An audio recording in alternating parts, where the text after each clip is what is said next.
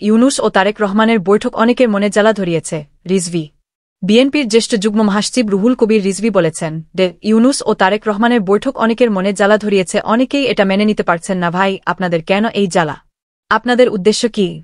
আজ শনিবার বিকেলে গাজীপুর সদর উপজেলার ভবানীপুর বীর মুক্তিযোদ্ধা কলেজ মাঠে দলের নতুন সদস্য সংগ্রহ ও নবায়ন অনুষ্ঠানে তিনি এসব কথা বলেন।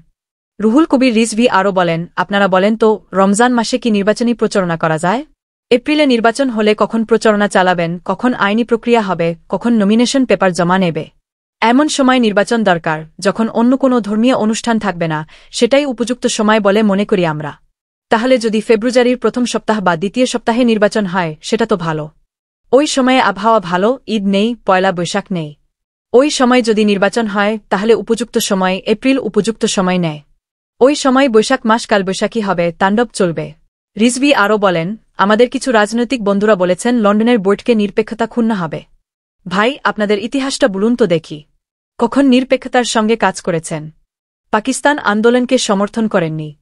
আপনারা ৭-১ সালে বিরোধিতা করেছেন। ৮-৬ সালে হাসিনার সঙ্গে নির্বাচন করেছেন।